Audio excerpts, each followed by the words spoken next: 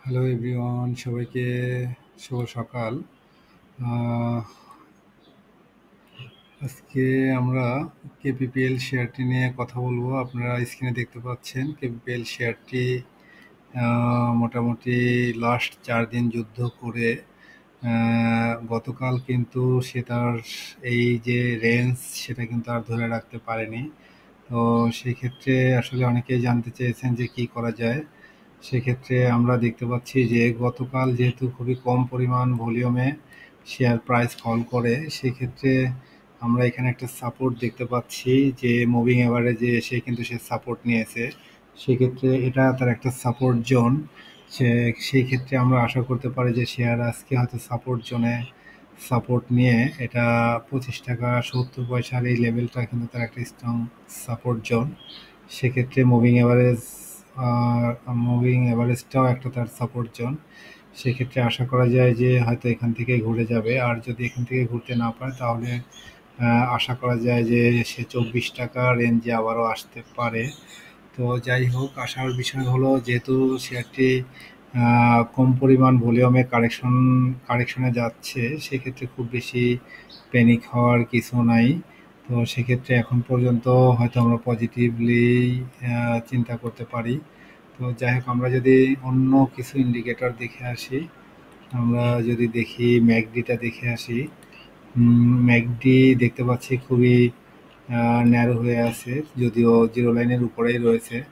সেক্ষেত্রে McD line signal line দুটা খুবই কাছাকাছি অবস্থান করছে।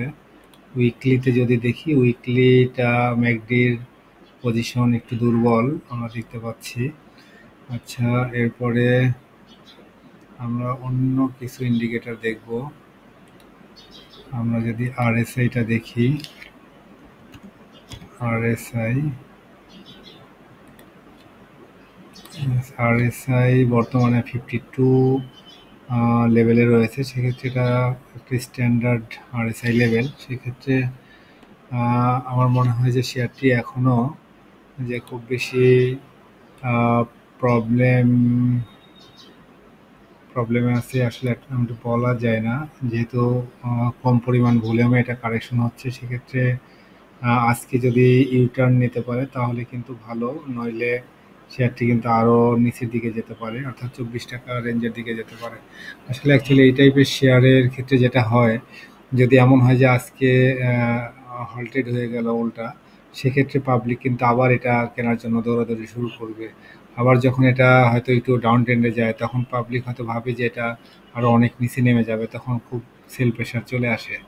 যার কারণে এই টাইপের শেয়ারে আসলে টেকনিক্যাল অ্যানালাইসিসটা খুব বেশি আহ, মানে কার্যকর হয় না। তো তারপরেও আমরা দেখতে পাচ্ছি যে শেয়ারটি আসলে আজকে একটা সাপোর্ট জোনে রয়েছে, এখান থেকে হয়তো ঘুরে যেতে পারে। আর যদি না ঘুরে তাহলে কিন্তু তার 24 টাকা রেঞ্জের দিকে যাওয়ার সম্ভাবনা রয়েছে। যাই হোক, এটাই হলো আজকের সংক্ষিপ্ত আলোচনা। সবাই ভালো থাকবেন।